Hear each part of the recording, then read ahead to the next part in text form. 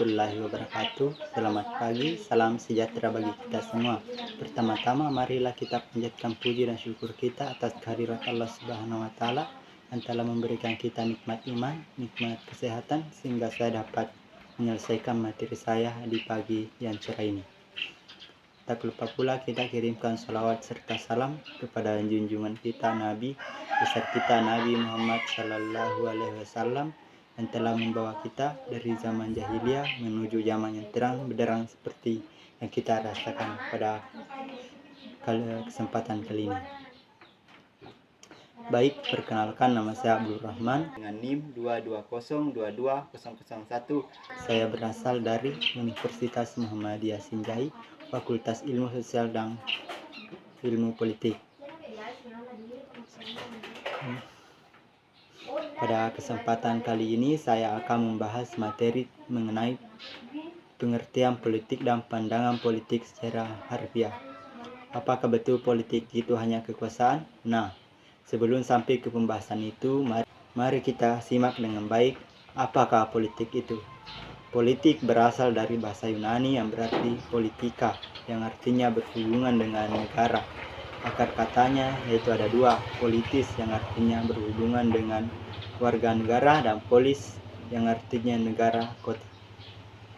Jadi politik itu selalu berhubungan dengan negara dan warga negara.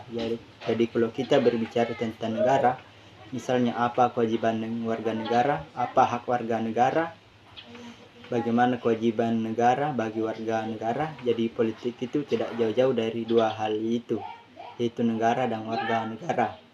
Masih banyak pandangan politik, bukan hanya sekedar negara, warga negara, dan kekuasaan.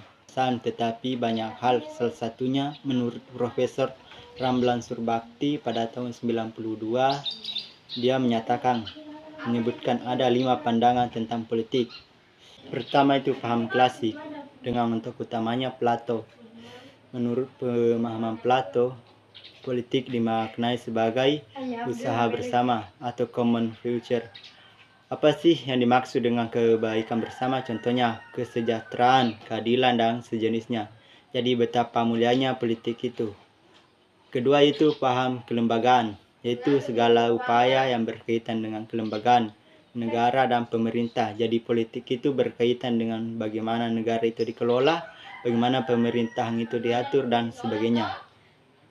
Ketiga, paham kekuasaan. Politik adalah segala sesuatu yang diharapkan untuk mencari dan mempertahankan kekuasaan. Contoh, mencari kekuasaan seperti pemilu. Jadi orang yang menjalankan ingin berkuasa.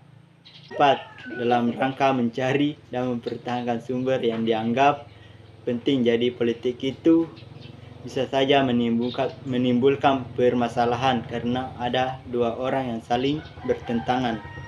Bisa saja menimbulkan permasalahan karena ada dua orang yang mencari hal-hal lain menurut mereka penting, padahal ada orang lain yang lebih penting. Jadi saling bertentangan sehingga terjadi sebuah konflik. Kelima itu paham konflik atau pertentangan. Politik faktanya memang tidak pernah lepas dari konflik, dari pertentangan atau paham konflik. Dengan tokoh utamanya itu Karl Marx. Karl Marx mengatakan setiap unsur yang ada dalam sebuah sistem, termasuk sistem politik, itu punya potensi untuk saling bergesekan, saling bertentangan dengan yang lain sehingga rawan terjadi konflik.